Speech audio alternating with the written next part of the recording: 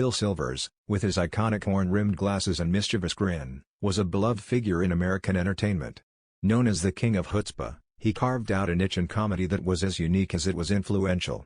His role as the fast-talking, money-grubbing Sergeant Bilko in The Phil Silvers Show made him a household name, but his journey to fame was anything but easy.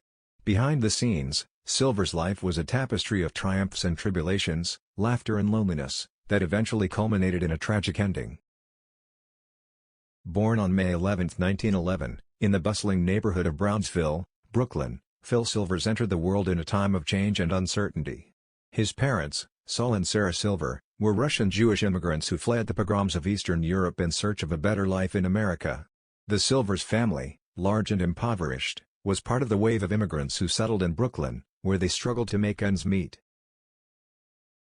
Phil, the eighth of 10 children, quickly learned the value of a quick wit and a sharp tongue. In a household where resources were scarce, humor became a means of survival. From an early age, Phil displayed a natural knack for comedy, often entertaining his siblings and friends with impersonations and jokes. His childhood was filled with stories of mischief and clever schemes, traits that would later define his most famous character. Despite his talent, the Silvers family's financial difficulties forced young Phil to leave school early.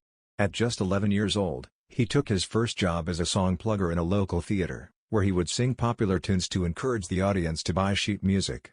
This exposure to the performing arts ignited a passion in Silvers that would drive him for the rest of his life. The stage became his sanctuary, a place where he could escape the hardships of reality and immerse himself in the joy of entertaining others.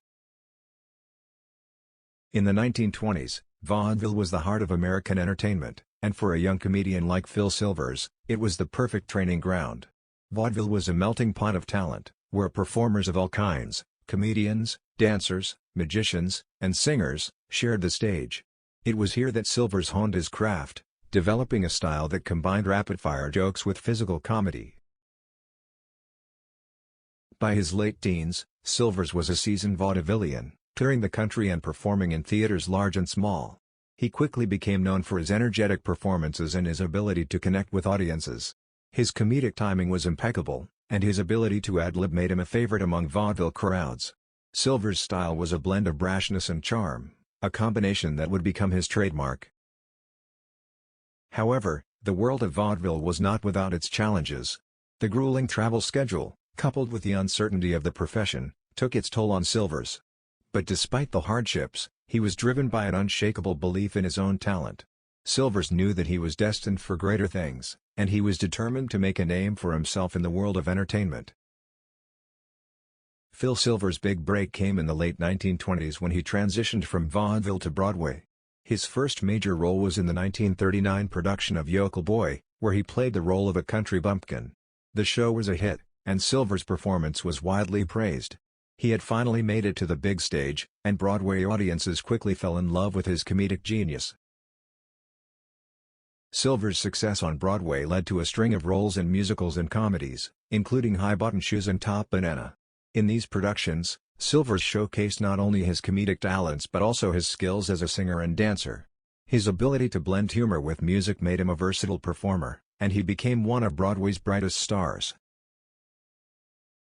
It was during this time that Silvers developed the character traits that would later define Sergeant Bilko. His roles on Broadway often featured characters who were fast-talking, scheming, and always looking for an angle. Silvers had a unique ability to play lovable rogues, characters who were flawed but endearing, and who audiences couldn't help but root for. This ability would serve him well in the years to come. As Silvers' star rose on Broadway, Hollywood took notice. The 1930s and 1940s were a golden age for film, and the studios were always on the lookout for fresh talent. Silvers made his film debut in 1940 with a role in the comedy hit Parade of 1941. While his film career never reached the heights of his Broadway success, Silvers became a familiar face in Hollywood, often playing sidekicks or comedic supporting characters. Silvers appeared in a number of films during this period, including Lady Be Good, 1941, Coney Island, 1943, and Summer Stock, 1950. While these roles allowed him to showcase his comedic talents, Silvers was often frustrated by the limitations of the film industry. He found that the rigid structure of Hollywood filmmaking stifled his creativity, and he longed for the spontaneity of live performance. Despite these frustrations, Silvers continued to work steadily in Hollywood, building a reputation as a reliable character actor. His performances were consistently praised, and he developed a loyal following among moviegoers. But it was clear that Silvers was destined for something bigger, something that would allow him to fully unleash his comedic genius. In 1955, Phil Silvers was cast in the role that would define his career, Sergeant Ernest G. Bilko in The Phil Silvers Show.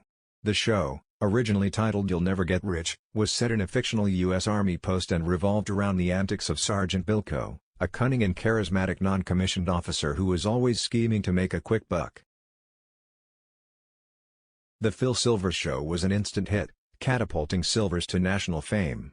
His portrayal of Bilko was nothing short of brilliant, blending slapstick humor with sharp wit. Bilko was a character who could talk his way out of any situation, a fast-talking con man with a heart of gold. Silvers' performance was a masterclass in comedic acting, and he quickly became one of the most popular television stars of the 1950s. The show's success was due in large part to Silvers' talent, but also to the groundbreaking writing and innovative production. The Phil Silvers Show was one of the first television shows to be filmed with a live studio audience, and the energy of the live performance added an extra layer of excitement to the show.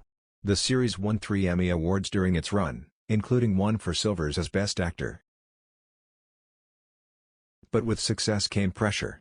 The demands of filming a weekly television show were immense, and Silvers found himself working long hours with little time for rest. The stress took a toll on his health, and Silvers began to suffer from insomnia and anxiety. He turned to smoking and drinking as a way to cope, habits that would later contribute to his declining health. After The Phil Silvers Show ended in 1959, Silvers found himself at a crossroads. He was one of the most famous comedians in the country, but he struggled to find roles that matched the success of Bilko. Silvers continued to work in television and film, but none of his subsequent projects achieved the same level of acclaim. In the 1960s, Silvers returned to Broadway, where he found renewed success with the musical A Funny Thing Happened on the Way to the Forum, 1962. His performance as Pseudolus, a clever slave, earned him a Tony Award for Best Actor in a Musical. The role was a perfect fit for Silvers, allowing him to showcase his comedic timing and his love for live performance. However, Silvers' personal life was in turmoil. His marriages to Jo Carol Dennison and Evelyn Patrick both ended in divorce, and his relationships with his 5 daughters were strained. Silvers was a man who lived for his work, often at the expense of his personal life. The long hours and the demands of his career left little time for family, and Silvers' absences created a distance that was difficult to bridge.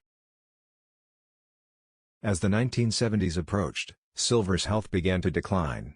He suffered a series of strokes that left him partially paralyzed and unable to work for extended periods. The once vibrant and energetic performer was now confined to a wheelchair, his spirit dampened by the loss of his physical abilities.